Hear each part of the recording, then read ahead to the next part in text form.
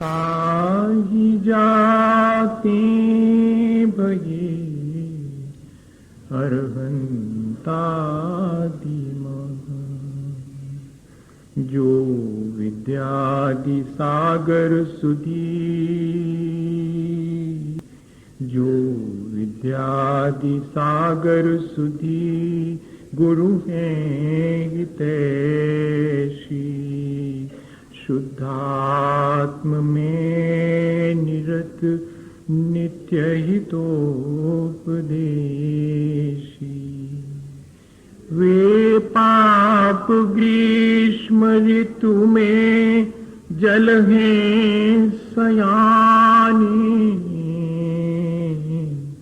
पूजूं उन्हें सतत केवल ज्ञान पाने।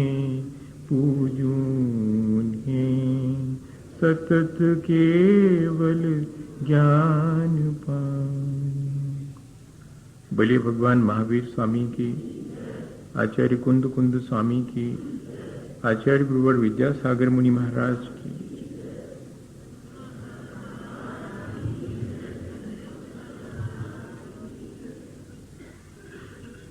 हम सभी लोगों ने पिछले दिनों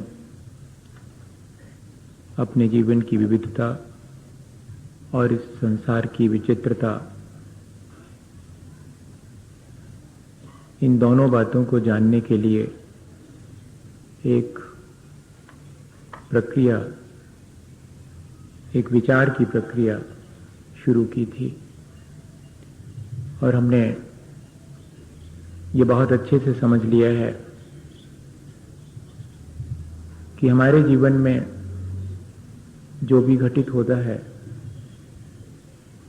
उसका प्रमुख कारण मेरा अपना कर्म है। मैं कर्म निरंतर करता हूं, कर्मों का फल भी मुझे ही चखना होता है।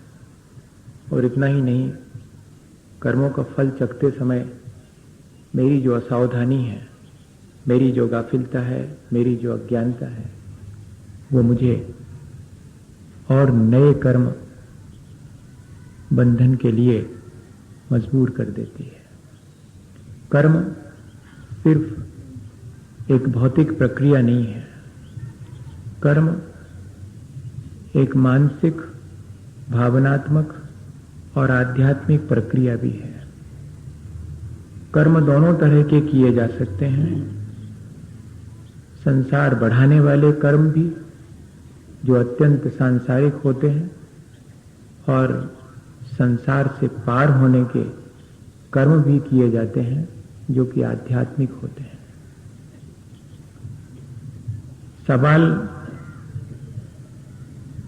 सवाल सिर्फ इस बात का है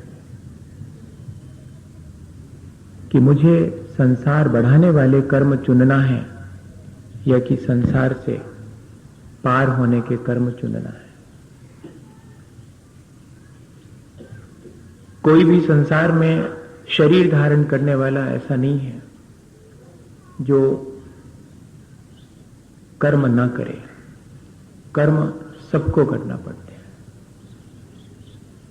वे कर्म सांसारिक हैं या कि आध्यात्मिक या कि पारमार्थिक हैं, ये हमारे ऊपर निर्भर करता है। तब फिर हम विचार करें कि हमें ऐसे कर्म करना है जिससे कि कर्मों का बोझ हल्का हो, कर्मों का भार हल्का हो। और ऐसे भी अगर अपने जीवन में हम अपनी अज्ञानता और असावधानी वश लेते हैं तो हम कर्मों को अपने सत्कर्मों के द्वारा परिमार्जित भी कर सकते हैं। ये जो आत्म संयम, जप, तप, दान, ये जो आध्यात्मिक है, वे हमारे सांसारिक कर्मों के दबाव को कम करते हैं, उसके भार से हमें मदद देते हैं। कौन व्यक्ति है जिससे कि अपनी असावधानी और अज्ञानतावश बुरा नहीं हो जाता? लेकिन चूक, क्या उसको संभालने का कोई उपाय नहीं है क्या? एक क्षण अगर हम चूक गए थे तो क्या हम अपने अगले क्षण अपने को संभाल नहीं सकते हैं? संभाल सकते हैं। और इतना ही नहीं, अपनी उस चूक का फल जो मिलने वाला है उसको भी हल्का कर सकते हैं। जो अपराध से अपनी अज्ञानतावश बन गया है उस अपराध की इंटेंसिटी भी हम कम कर सकते हैं, यहां तक कि हम आगे सावधान होकर के नए अपराधों से बच करके अपने जीवन को अच्छा भी बना सकते हैं, बशर्ते कि हमारा लक्ष्य शुद्ध हो, हमारा संकल्प शुभ हो और हमारा पुरुषार्थ अशुभ से बचते रहने का हो। अगर ये आर्ट हम सीख लें, ये कला हम सीख लें कि हमेशा अपने जीवन की निर्मलता हमारा लक्ष्य है और उस निर्मलता में मेरी अपनी मन, वाणी और शरीर की जो वर्तमान की भली दशा है वो सहायक है। इसलिए मेरा संकल्प भला करने का है, मेरा संकल्प परोपकार करने का है। संसार के घात प्रतिघात से मैं अब अपने संसार को उलझ करके बढ़ाना नहीं चाहता, इसलिए मेरा संकल्प मैंने शुभ करने का लिया है ताकि मैं अपने उस शुद्ध लक्ष्य को प्राप्त कर सकूं। और अकेले सुख का संकल्प कर लेने से काम नहीं चलता, मैं पुरुषार्थ करूं कि अशुभ से बचता। जैसे कि मेरे वस्त्र गंदे हो जाते हैं तो मेरे मन में ये बात आती है कि ऐसे गंदे वस्त्र पहनना ठीक नहीं है, मुझे तो इनको साफ सुथरा बनना चाहिए। और मेरे मन में विश्वास है कि ये साफ से बन सकते हैं। तो ऐसे विश्वास के सहारे हम साबुन सोडा का उपयोग करके और उन वस्त्रों की मलिनता को हटाते हैं, उनको उज्जवल बनाते हैं। भैया, ये जो जप तप आत्म संयम पश्चाताप प्रायश्चित, ये सारी प्रक्रियाएं साबुन सोडा की तरह हैं जो हमारे अज्ञानतावश बांधे गए कर्मों की मलिनता को हटाने में हमारी मदद करते हैं। इसलिए ये बात अपन को अब कर्मों के करते समय रहते हैं तो ये टेक्निक्स, आज टेक्नोलॉजी का इतना विकास हुआ है, कई बार लगने लगे कि बाह्य जगत की समृद्धि के लिए इतनी टेक्नोलॉजी, इतनी तकनीकी विकसित हुई, लेकिन अपने आत्म जगत की निर्मलता के लिए जो तकनीकी, जो टैक्स हमारे आचार्य भगवंतों ने हमें दी थी, उसको हम निरंतर भूलते चले जा रहे हैं। बाह्य जगत में जो भी विकास है उसके लिए ठीक है कि एक टेक्नोलॉजी जरूरी है, लेकिन एक टेक्नोलॉजी, एक आर्ट हमारे भीतर अपने जीवन के विकास के लिए भी तो होना चाहिए। अपनी मलिनताओं को हटाने का हम पुरुषार्थ करें और निरंतर अपने जीवन को उज्जवल बनाने का संकल्प हमारे मन में हो, तो हमारी ये कर्मबंध की प्रक्रिया सही मानी जाएगी। वरना मैंने देखा है कि कर्मों के बारे में राई रत्ती जानने वाले जीवन को मालूम है कि किस प्रकृति का बंध कहां तक होता है, किसका उदय कहां तक चलता है और किसकी सत्ता कहां तक चलती है, और क्या टेक्नोलॉजी है कि हम इन चीजों को अपने भीतर ही सत्ता में नष्ट कर सकते हैं। क्या उत्कर्षण है, क्या अपकर्षण है, क्या उदय है, क्या उदीर्णा है और क्या संक्रमण है, राई रत्ती जानते हैं। बैठ जावें तो ऐसी चर्चा करें कि चर्चा सुन करके सामने वाले को लगे कि अद्भुत है ज्ञान, लेकिन जरा जीवन में झांक करके देखें तो वहां सारा कुछ अज्ञानता में व्यतीत हो रहा है। इसलिए मैंने वो सारी बातें बहुत मुख्य नहीं रखी। हमने तो सिर्फ कर्म सिद्धांत से यही सीखने की कोशिश करी है कि मेरी अपनी अज्ञानता में मेरे से जो कुछ भी बुरा हो गया है, अब मैं उसके लिए रोऊं तो रोने से कोई फायदा नहीं होने वाला। जब वो मुझे अपना फल देगा तब उसका फल पाने के लिए मैं बचने की कोशिश करूं कि मुझे फल ना पाना पड़े, या कि मैं हाय तो वह मचाऊं, दुखी हूं तो भी कोई फायदा नहीं होने वाला। मेरा फायदा तो इसमें है कि मेरी अज्ञानता से मैंने जो अपने भीतर खोटे कर्म संचित कर लिए हैं, हो सके तो कोई वर्तमान में ऐसा उद्यम करूं, ऐसा पुरुषार्थ करूं जिससे कि उन खोटे कर्मों का दबाव कम हो जावे और आगे के लिए उनकी जो संतति, उनकी जो परंपरा चल रही थी उसको भी हम रोक सकें। बस इतना ही पुरुषार्थ हमें वर्तमान में करना चाहिए। कर्म जो हम करते हैं उनका फल सिर्फ हमें ही मिलता हो, यह बात सब जानते हैं, लेकिन ध्यान रखना कि इतना ही नहीं है। कर्म का फल वर्तमान में भी मिलता है और दूरगामी परिणाम भी हमारे अपने कर्मों के होते हैं। और इतना ही नहीं, अपने एक अकेले के जीवन के ऊपर ही नहीं, आसपास के परिवेश और वातावरण पर भी हमारे कर्मों का असर पड़ता है। ये बात भी हमें जरा विचार कर लेनी चाहिए। कर्म करते समय कितनी जिम्मेदारी हमारी है, ये बात हमें समझ में आनी चाहिए। तो फिर हमारे अपने कर्म करने की जो कुशलता है, वो हमारे कर्म तो करना है, लेकिन कुशलता कैसी हमारे अंदर होनी चाहिए कि ये कर्म मेरी क्षति ना करें, मेरे परिवेश की भी क्षति ना करें। मेरे किए हुए कर्म सिर्फ मेरी ही क्षति, मेरा ही उत्थान नहीं करते हैं, मेरे आसपास के परिवेश की क्षति और आसपास के परिवेश के उत्थान में भी कारण बनते हैं। इस बात पर भी हमें विचार करना चाहिए। मेरे कर्म मेरे वैयक्तिक नहीं हैं, वे सामाजिक और राष्ट्रीय और अत्यंत व्यापक हैं।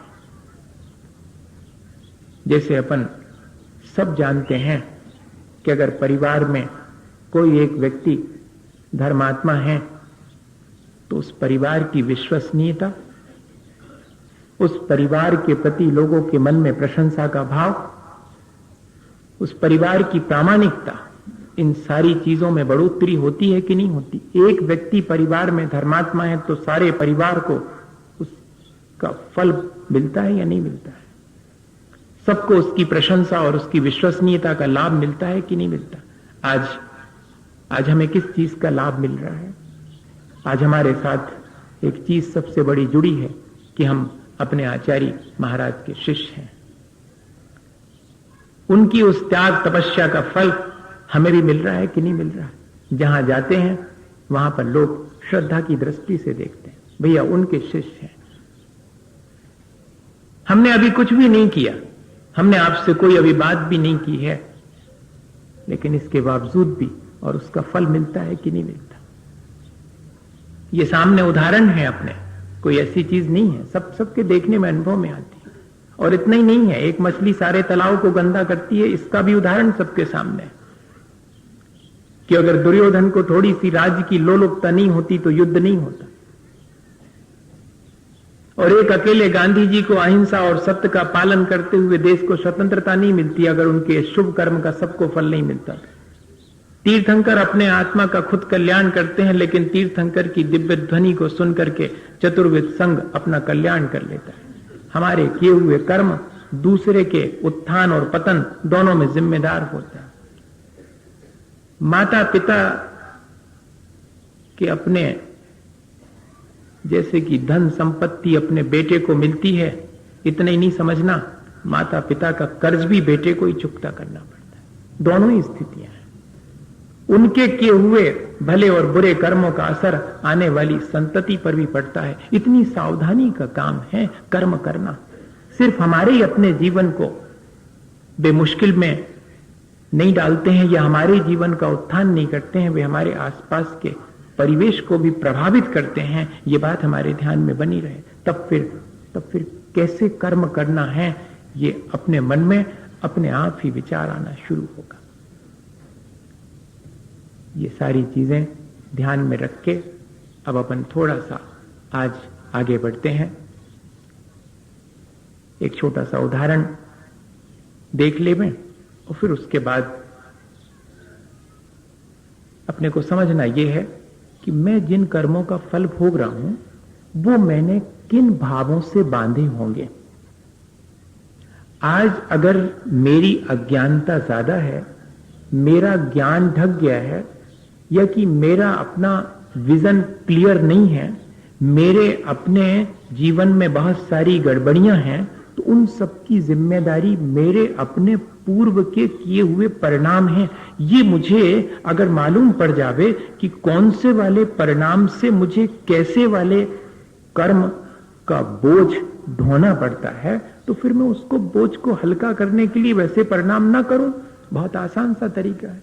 वो प्रक्रिया पर अपन अब विचार शुरू करेंगे, पर उसके पहले ये बात अपने ध्यान में रखें कि हम जो भी कर्म करेंगे उसमें हम फल में आसक्त नहीं होंगे, क्योंकि कर्मों का फल हमें दोनों रूपों में आसक्त करता है। जब वो भला फल देता है तब हमें गाफिल कर देता, हमारे भीतर अहंकार पैदा करता है, और जब वो अपना खोटा फल देता है तब वो हमें संक्लेशित कर देता है। और अहंकार और संक्लेश, इन दोनों प्रक्रियाओं से मैं और अधिक अपने संसार को बढ़ाता हूं। इसलिए पहली चीज कि मैं इस कर्म के फल में अपनी आसक्ति घटाऊं, और जो कर्म मैं करता हूं उसको कर्तव्य मान के करूं, उसमें कर्ता ना बनूं। ये दूसरी चीज है। पहली चीज कि मैं अपने कर्मों के फल में आसक्ति ना रखूं, कर्म करूं तो कर्तव्य मान करके करूं और कर्ता बन के ना करूं। अगर ये दोनों चीजें हमारे जीवन में आ जाएं कि कर्म का फल भोगते समय क्या सावधानी रखना और कर्म करते समय क्या सावधानी रखना, फिर देखिएगा वे कर्म हमारे जीवन को ऊंचा उठाने वाले ही होंगे। एक उदाहरण है, असल में हम सब लोग कर्म करने में उतने उत्सुक नहीं हैं, हम तो कर्म के फल में उत्सुक हैं, देखा जाए अगर तो। और हमें तो कई बार ऐसा लगता है कि फल मिल जावे, हमें कर्म न करना पड़े तो और अच्छा है। ये जितनी भी लाटरी वाटरी की प्रक्रिया शुरू हुई, उसके पीछे उद्देश्य क्या था? कछु न करने पड़े और घर बैठे और हाथ पे पैसा मिल जावे। Wealth without work. Gandhi ji ने इसको एक पाप कहा है। Wealth without work is a sin, और knowledge without morality is a sin. नैतिक मूल्य कुछ भी नहीं है और नॉलेज खूब सारी है तो वो पाप में ले जाएगी आपको, जैसे ले जा रही है आज। कितना तो ज्ञान है लोगों के पीछे, लेकिन नैतिक विकास की कोई चिंता नहीं, आध्यात्मिक विकास की कोई चिंता नहीं। ज्ञान तो अपार, वो कहां ले जाएगा? पतन की तरफ ले जाएगा।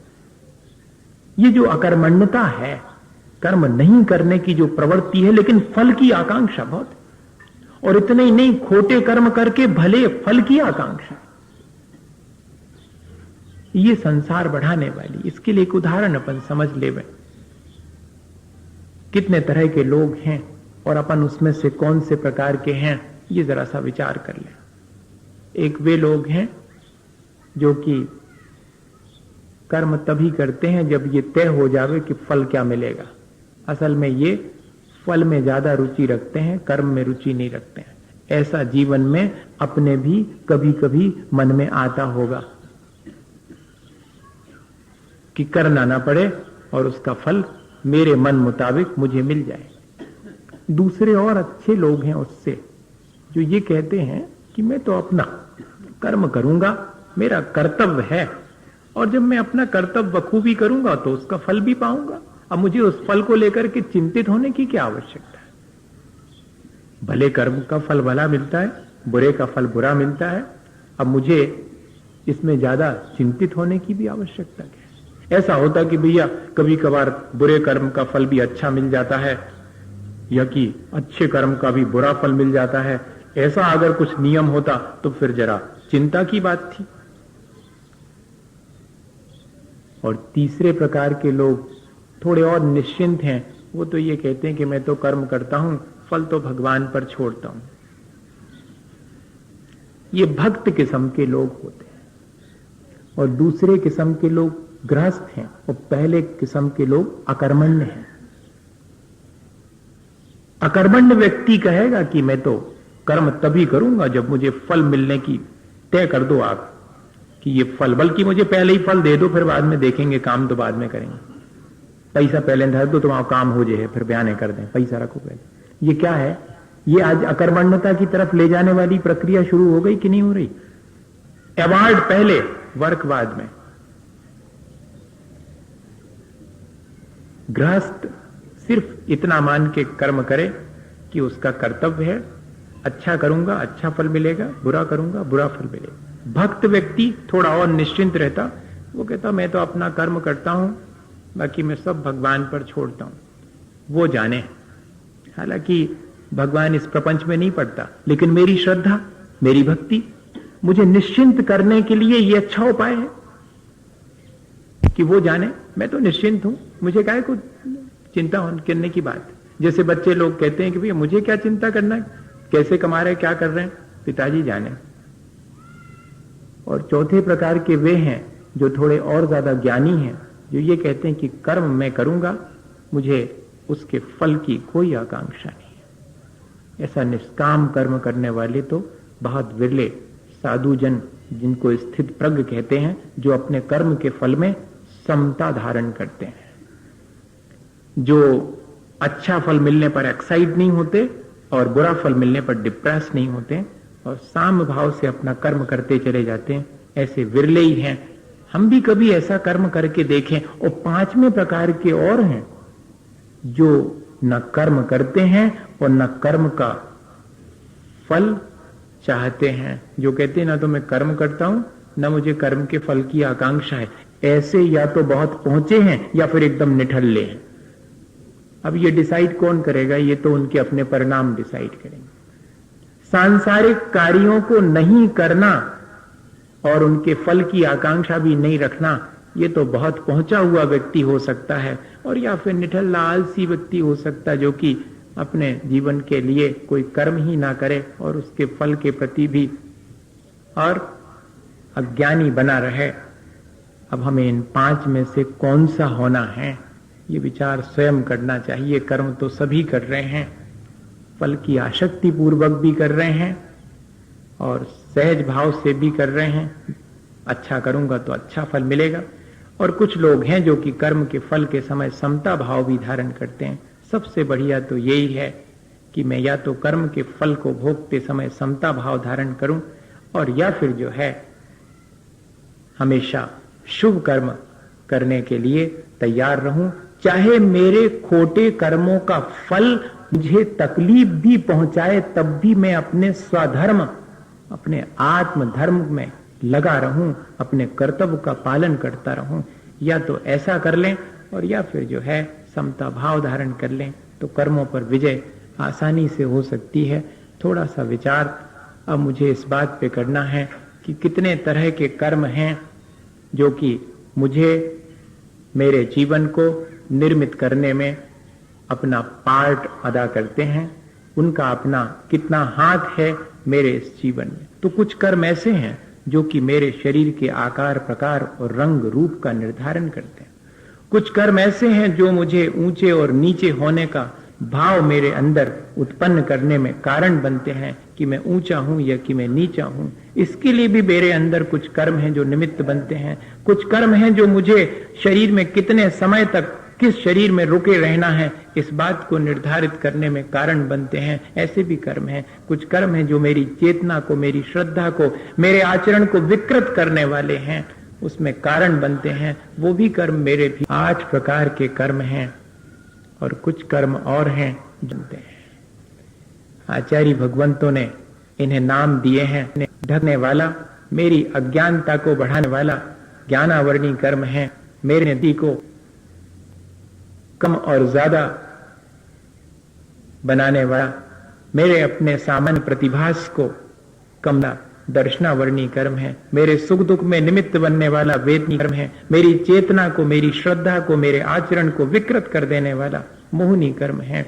मुझे एक शरीर में निश्चित समय के लिए रोके रखने वाला मेरा आयु कर्म है। मुझे ऊंचे और नीचे कुल का भान कराने वाला गोत्र कर्म है। मेरे शरीर का प्रकार रूप रंग का निर्धारण करने वाला नाम कर्म है। और मेरे दान लाभ भोग उपभोग और मेरी सामर्थ्य में बाधा डालने वाला अंतराय कर्म है। ये कर्म मेरे अपने जीवन में मैं स्वयं संचित करता हूं अपने परिणामों से। ये बहुत फिजिकल नहीं है, बहुत भौतिक नहीं है। ये हमारे साथ इंटरमिगिल करते हैं, हमारे साथ ट्रैप हो जाते हैं। वो बहुत भौतिक मालूम पड़ते हैं, लेकिन ये बहुत मानसिक, बहुत भावनात्मक कर्म हैं, जिनमें कि मेरा अपना पुरुषार्थ काम आता है। मैंने ऐसा पहले जीवन में क्या पुरुषार्थ करा जिससे कि मुझे वर्तमान का जीवन मिला, इस पर विचार जरूर करना चाहिए। कर्म सिद्धांत पढ़ने वाले को और ज्यादा विचार न करे तो इतना तो जरूर करना चाहिए कि मेरी मौजूदा हालत की जिम्मेदारी किसकी है।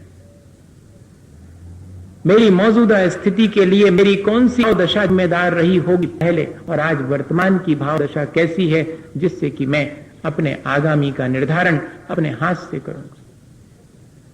इतना आगे कर्म सिद्धांत पढ़ने के लिए, और उसका क्लू है अगर इतनी बात हमारे ध्यान में रही आए तो समझिएगा कि वाकई में हमने इन कर्मों को ठीक ठीक समझ लिया है, हमारे कर्म के बारे में अज्ञानता हट गई है।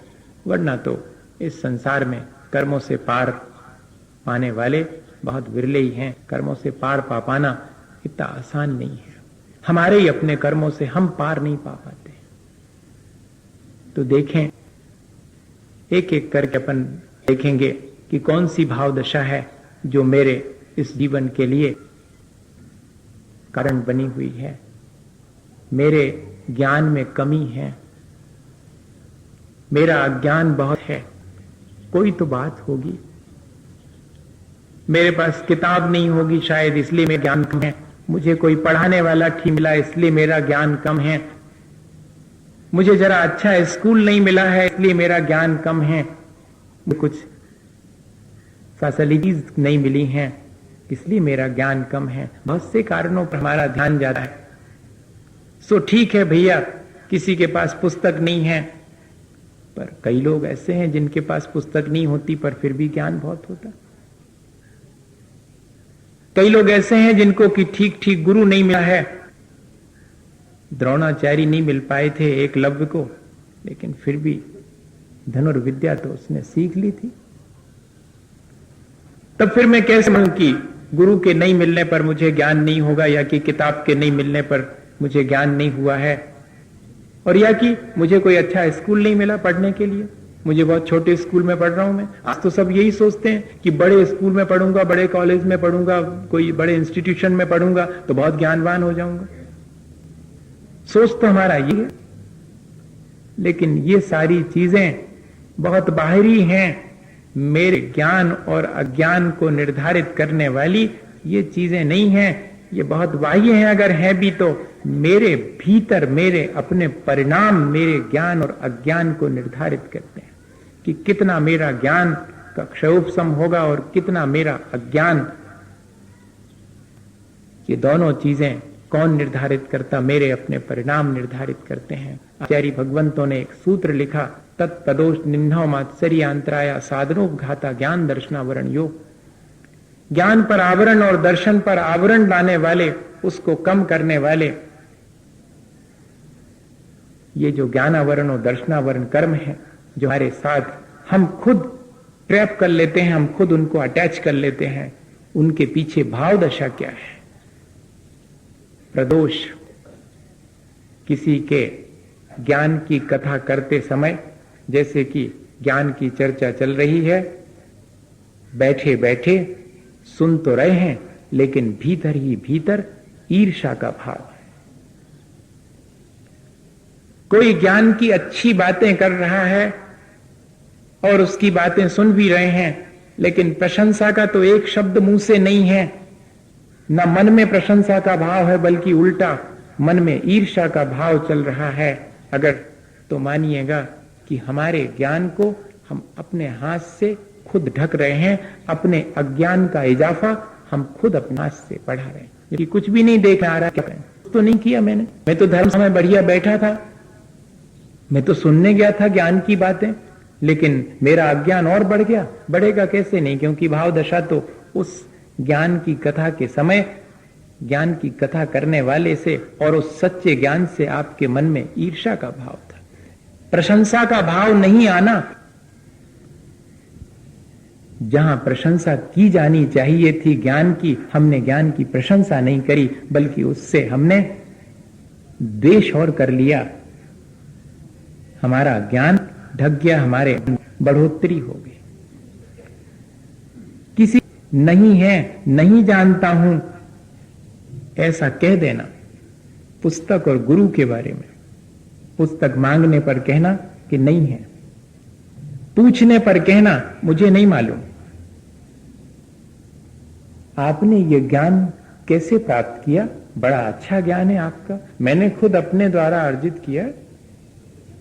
अपने गुरु के प्रति जिनसे कि ज्ञान सीखा है, एक अक्षर भी जिससे सीखा है, उसके प्रति हमारे मन में, जिस गुरु से ज्ञान हासिल किया है, उसका नाम और उस छिपाने की कोशिश मत करना। मन में वैसा भाव तक नहीं लाना।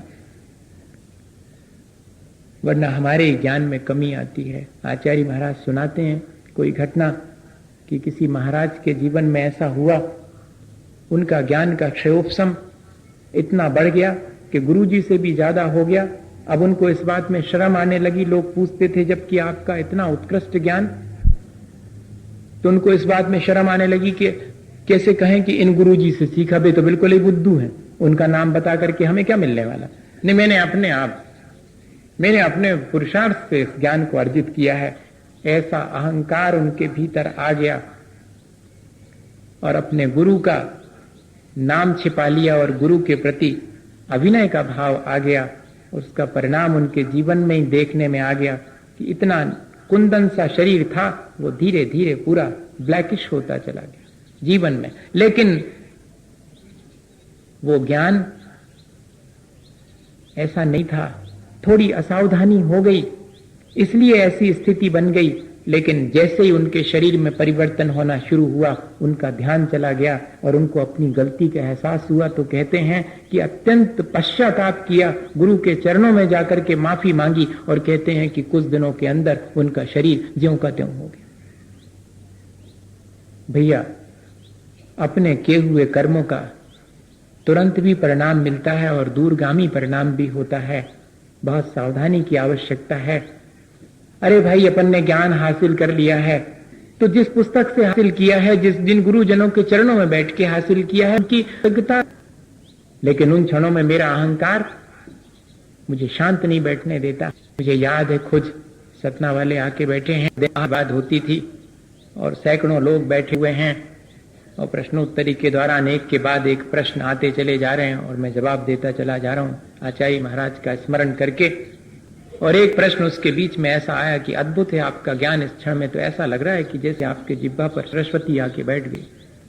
और ये पकड़ के मेरे 30 सेकंड के लिए ये विचार आ गया कि हाँ, सचमुच मेरे पास ज्ञान की अच्छी सामर्थ्य है। और आप आश्चर्य करेंगे कि अगले वाले उत्तर, जबकि 2-5 सेकंड लगते, लेकिन 1 मिनट तक अगले वाले का उत्तर नहीं सूझा। मेरे मन में क्या कर रहा हूं मैं तो आचार्य श्री का आशीर्वाद लेकर के इस गद्दी पे बैठा हुआ हूं, मैं थोड़ी उत्तर दे रहा हूं, उत्तर तो वो ही दे रहे हैं। और जैसे ही ये भाव आया और उसके बाद क्योंकि प्रश्न के उत्तर बनने लगे, मैंने अपने जीवन में ऐसा कई बार अनुभव किया। मैं आपको इसलिए कह रहा हूं कि अपने छोटे से क्षयोपशम ज्ञान के अहंकार में अपने गुरु या कि किसी अपने शास्त्र जिससे कि हमने ये सारी विद्या हासिल की है, उसका नाम छिपाने का प्रयत्न नहीं करना, ना अपने बच्चों को ऐसी सलाह देना, बल्कि दो, विद्या तो बांटने से बढ़ती है। 2 ही चीजें हैं संसार में जो बांटने से घटती नहीं है, ज्ञान या कि प्रेम। कितने ही बांटो, बढ़ता चला जाता है। इनमें कभी भी जो है और अहंकार नहीं करना। तत्प्रदोष निन्हो मात्सरी, देने योग्य ज्ञान को नहीं देना, जानते हुए भी देने से इनकार कर देना। भीतर कौन सा भाव है? कलुषता का भाव है कि मेरे ज्ञान दे देने से इसका बढ़ जाएगा, ये मेरे से आगे ना निकल जाए। ऐसा करते हैं बच्चे अपनी पोजीशन बनाने के लिए, और दूसरे को बुक्स नहीं देंगे, दूसरे को बताएंगे नहीं प्रॉब्लम्स। सामान्य पढ़ाई में भी ये तो फिर तत्व ज्ञान की बात है। तत्व ज्ञान के समय अगर कोई ऐसा करे तब तो भारी अज्ञानता का ही कारण है, आगे भी अज्ञानता ही हाथ में आने वाली है। इसलिए भैया, जब भी कोई अपन को बात मालूम है, तत्व की बात, और कोई पूछे तो इनकार नहीं करना। देने योग्य ज्ञान है और पाने वाला भी उसकी योग्यता रखता है, तो मन में कलुषता रख करके कि इसको क्यों बताऊं, इसका ज्ञान बढ़ जाएगा, ऐसा भाव रख करके कभी बताने से इनकार नहीं करना। जब भी कोई चाहे आपके कल्याण की, करुणा पूर्वक उसको 2 बातें कह देना, तो ही अपना ज्ञान बढ़ेगा। अपन को आज, अगर मैं इसलिए कह रहा हूं कि आज अपन को अगर ज्ञान नहीं है तो उसका कारण क्या है? मैंने कभी ऐसे खोटे भाव किए होंगे जिससे कि मेरा अज्ञान तो ज्यादा है और ज्ञान कमती है। हम अब रोना नहीं रो सकते कि मेरी अज्ञानता क्यों है। अगर रो नहीं हो तो अपने पुराने परिणामों पर रोएं हम कि ऐसे कैसे खोटे परिणाम किए होंगे कि जिसमें आज मेरा ज्ञान इतना अल्प है, मुझे अपने कल्याण की बात ही नहीं सूझती, मैं उस ज्ञान की बात कर रहा हूं। नहीं तो ऐसा वाला ज्ञान नहीं, ऐसा ज्ञान तो बहुत लोगों के पास है। ऐसा ज्ञान जिससे कल्याण की बात सूझे, वो है ज्ञान। दुनिया भर की जानकारी हासिल करने वाला क्षयोपशम कोई ज्यादा काम का नहीं है। क्षयोपशम तो वो है जिससे कि सारभूत रिलेवेंट जो चीजें हैं उनको जानने की सामर्थ्य प्राप्त हो। ऐसे ज्ञान की सामर्थ्य जिससे कि मैं अपने कल्याण की बात जानने के लिए उत्सुक हो जाऊं। संसार को जानने के लिए तो बहुत लोगों के पास बहुत सारा ज्ञान है, वो ज्ञान नहीं। मैं अपने सारभूत तत्व को जानने के लिए उसका ज्ञान का सदुपयोग क्यों नहीं कर पा रहा हूं? मैंने ऐसे कौन से खोटे भाव किए होंगे जिससे मेरा इन चीजों में ज्ञान नहीं जाता है? किताब पढ़ने का कहें अगर धर्म की तो मन नहीं लगेगा, और एक पत्रिका अभी खींच करके बैठ जाए तो कहो जब तक पूरी ना हो जाए तो छोड़े नहीं। और अगर अपने कल्याण की अगर 2 लाइनें लिखी हुई हैं तो उसमें मन नहीं लगेगा, उबासी आएगी, उठ करके चले जाएंगे। ये क्या चीज है? ये कौन से ऐसे परिणाम मैंने खोटे किए होंगे पहले जिससे कि मेरा संसार के प्रपंच को जानने में तो बहुत रुचि होती है, और इन चीजों के जानने में जिनसे मेरा कल्याण है उसमें अरुचि हो जाती है। ये मैंने पहले मात्सरी किया होगा, सच्चे ज्ञान को देने में मैंने कोताही की होगी, कंजूसी की होगी। इसीलिए आज मुझे सच्चा ज्ञान पाने में और मुश्किल पड़ रही है। तत्प्रदोष निन्नो मात्सर्य और अंतराय, ज्ञान और ज्ञान के साधनों में बाधा डालना।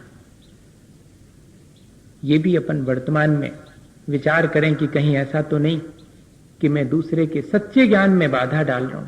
बच्चे तो कह रहे हैं कि हम जा रहे हैं वहां पर प्रवचन सुनेंगे। हाँ सुनो प्रवचन, फेल हो जाओगे बाहर कर दूंगा, पढ़ना लिखना है ही नहीं, बस वहीं जा रहे हैं हम सुनने के लिए, महाराज के पास जा रहे हैं। अरे वाह, सच्चे ज्ञान के लिए तो आप रोक रहे हैं, और संसार के ज्ञान बढ़ाने के लिए जिसे 2 चीजें, एक जीव का एक सिर्फ जो आजीने वाली है वो ज्ञान तो खूब दो, और जिससे जीवन का उद्धार हो उस ज्ञान में बाधा डालो। इससे क्या होगा?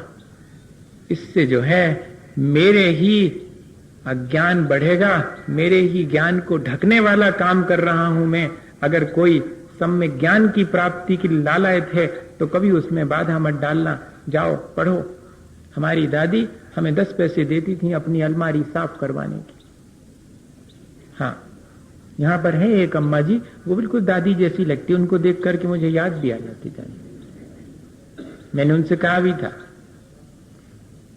तो उनकी आदत थी, ए भैया हमारी अलमारी कौन साफ करेगा? उसमें सब धर्म के ग्रंथ रखे रहते थे, और वो हर हफ्ते उनकी अलमारी साफ करने के लिए लालच देती, 10 पैसे ले लो। हम कहते हम करेंगे, क्योंकि 10 पैसे बहुत होते थे उस समय में। 70 और 71 की बात। तो हम 10 पैसे के लिए अलमारी साफ करते करते वो पहले छोटी छोटी किताबें चलती थी गुटका, तो वो बड़े अच्छे अट्रैक्टिव लगते थे, छोटी सी किताब। तो दादी ये हम ले लें? हाँ ले लो तुम तो ले लो। वो चाहती यही थी, 10 पैसे के लालच में धर्म की किताबें पलटेगा, उठाएगा, धरेगा, संपर्क में आएगा, पता नहीं कौन सी चीज इसके लिए अच्छी लग जावे सो अपने बस्ते में रख लेगा, एक दिन खोल के पढ़ेगा, और 4 लाइनें अगर धर्म की पढ़नी तो इसका कल्याण हो जाए। बस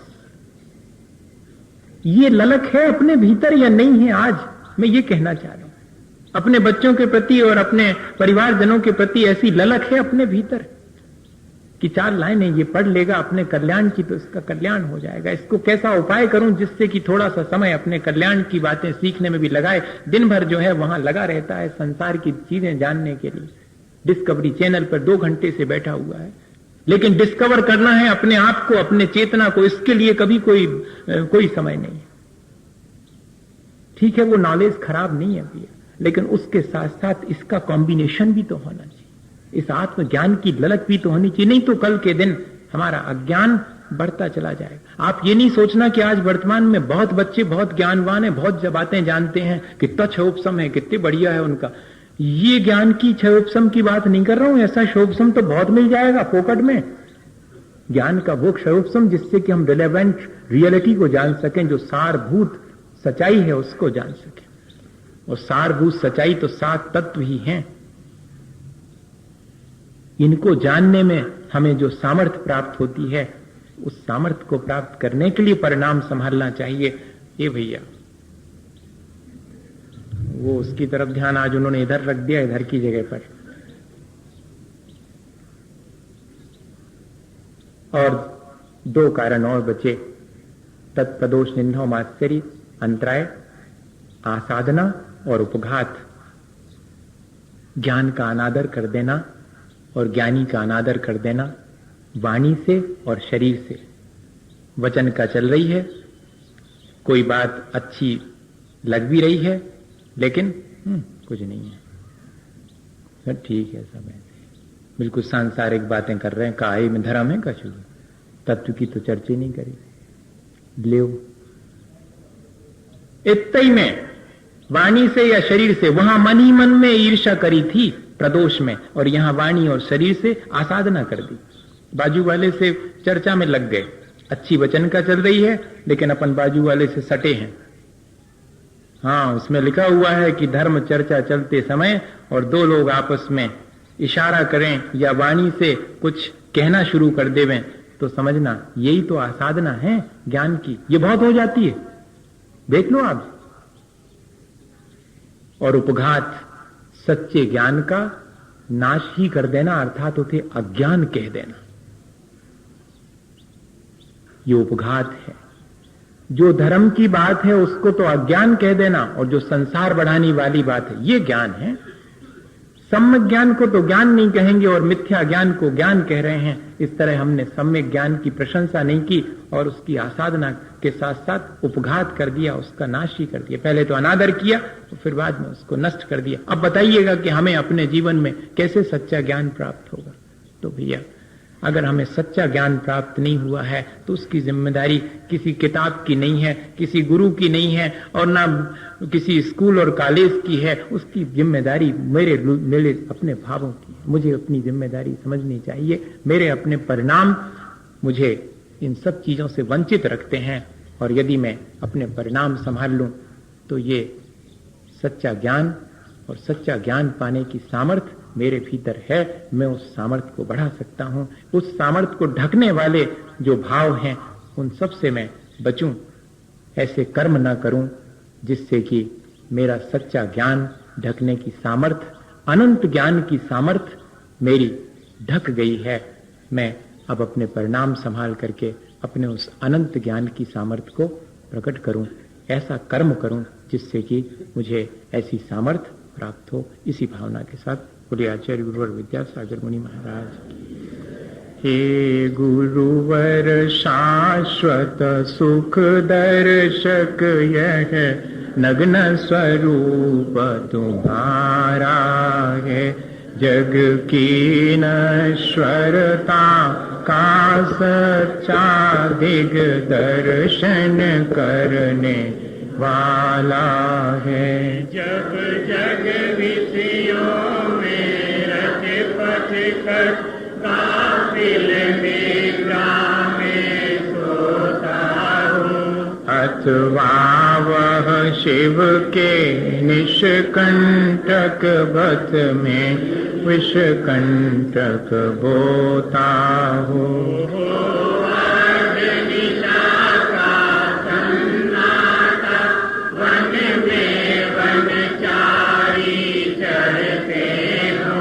तब शांत निराकुल मानस तुम तत्वों का चिंतन करते हो। करते तपशैल नदी तट पर, तरु वर्षा की झड़ियों में। समतारस पान किया करते, सुख दुख दोनों